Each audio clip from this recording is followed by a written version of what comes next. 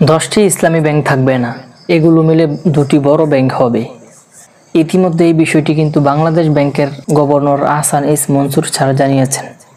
অপেক্ষাকৃত ভালো ইসলামী ব্যাংকগুলোর সাথে দুর্বল ইসলামী ব্যাংকগুলোকে একীভূত করলে সার্বিকভাবে কমতে পারে এসব ব্যাংকের কর্মদক্ষতা। সুশাসন নিশ্চিতের মাধ্যমে মার্জার করা গেলে বর্তমান সংকট কাটিয়ে ওঠা সম্ভব বলে মনে করেন বাংলাদেশ ব্যাংকের governor doctor Ahsan S Mansur. তবে যেই সিদ্ধান্ত নেওয়া হোক না কেন, তাতে গ্রাহকদের স্বার্থ যেন প্রাধান্য পায় সেই বিষয়টি নিশ্চিতের পরামর্শ তাদের। দেশে বর্তমানে পূর্ণাঙ্গ ইসলামী ব্যাংক রয়েছে 10টি।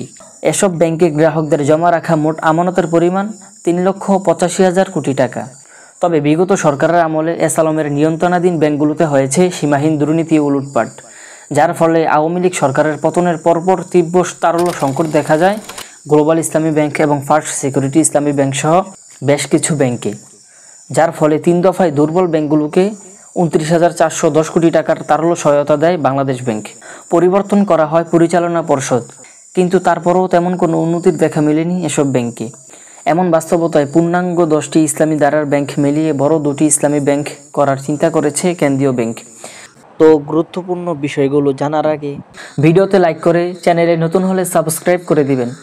আমাদের একটি ভিডিও বানাতে কত রিচার্জ করতে হয়, লাইক এবং সাবস্ক্রাইব করতে মাত্র কয়েক সেকেন্ড সময় লাগে, তো প্লিজ সাবস্ক্রাইব। যার আভাস পাওয়া গেছে সংস্থাটির গভর্নরের বক্তব্যে, যেটি কার্যকর করতে উপদেষ্টা পরিষদ ইতিমধ্যে ব্যাংক রেগুলেশন অর্ডিন্যান্স 2025 অনুমোদন দিয়েছে। রাষ্ট্রপতির সম্মতি পেলে যা অর্ধদেশ আকারে জারি করা হবে। আর এটি জারি হলেই ব্যাংকগুলোর ভবিষ্যৎ নিয়ে দ্রুত সিদ্ধান্ত নেবে বাংলাদেশ ব্যাংক। তবে সংকট কাটাতে একীভূতকরণের সিদ্ধান্ত কতটা সহায়ক ভূমিকা রাখতে পারে, কোন কোন সময় ব্যাংকগুলোকে একীভূত করলে শক্তিশালী হতে পারে এবং সেটা ব্যাংকিং সেক্টরে কম্পিটিশন বাড়াতে পারে এবং ব্যাংকিং সেক্টরের ডিসিপ্লিনকে ভালো করতে পারে। কিন্তু এখানে দুশ্চিন্তা একটাই থাকে, যদি ভালো ব্যাংক দুর্বল ব্যাংকের সাথে মার্জার বা একীভূত করা হয়, সেক্ষেত্রে যদি ভালো ব্যাংক আবার দুর্বল হয়ে পড়ে, তখন ব্যাংকগুলো কি করবে? মার্জার কখনোই বাংলাদেশ ব্যাংকের গভর্নরের অনিচ্ছাকৃত দুটো ব্যাংকের মধ্যে করাটা ঠিক হবে না। দুইটা ইচ্ছাকৃত ব্যাংক, একটা সবল হতে পারে, একটা দুর্বল হতে পারে। দুটা দুর্বল ব্যাংককে একসাথে মার্জার করাটা এটা আসলে আলটিমেটলি কোনো ভালো ফল নিয়ে আসবে না বলে জানিয়েছেন বাংলাদেশ ব্যাংকের গভর্নর। বিশ্লেষকদের মতে শুধুমাত্র একীভূতকরণের মাধ্যমে সব সমস্যার সমাধান আসবে না। এসব ব্যাংকের সংকট কাটাতে প্রয়োজন আরও বেশি জবাবদিহিতা ও সুশাসন নিশ্চিত করা। যে ব্যাংকগুলো কোথায় লোন দিচ্ছে এবং সেই লোন তারা ফিরিয়ে আনতে পারবে কিনা সেটা যদি তারা নিশ্চিত করতে না পারে, তাহলে কিন্তু ব্যাংকিং সেক্টরে রুগ্ন অবস্থা চলতেই থাকবে।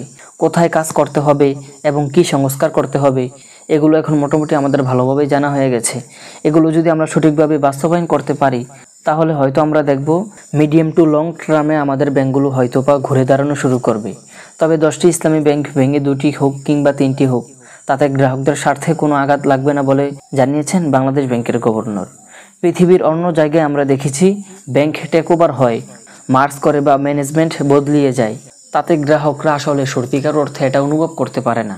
কিন্তু বাংলাদেশে যা আমরা দেখতেছি যে আমাদের সেন্ট্রাল ব্যাংক গ্রাহকদের যে ইন্টারেস্ট আছে এবং গ্রাহকদের যে স্বার্থ এখানে সংরক্ষণ করতে হবে, এই ব্যাপারে হয়তো আমরা কেউই কথা বলতে চাই না। বাংলাদেশ ব্যাংকের গভর্নর আরও বলেন, আমি তো মনে করি গ্রাহকরা বরঞ্চ এর থেকে উৎফুল্ল হওয়া উচিত, কারণ তাদের স্বার্থ রক্ষা করার জন্য আমরা সেন্ট্রাল ব্যাংকে এই কাজটা করব। বিশ্লেষকদের মতে শুধু ইসলামী ধারার নয়, সার্বিকভাবে দেশের ব্যাংকিং সেক্টরে যেসব সমস্যা চিহ্নিত হয়েছে সেগুলোর সমাধান করা গেলে স্বল্প ও মধ্যমেয়াদে ঘুরে দাঁড়াবে দেশের ব্যাংকিং সেক্টর। এবং বাংলাদেশ ব্যাংকের governor doctor Ahsan S Mansur sir কিন্তু আরও জানিয়েছেন, আমি ব্যাংক নিয়ে চিন্তিত নই, আমি গ্রাহকদের আমানত যাতে সুরক্ষিত থাকে সেটা নিয়েই চিন্তা করি।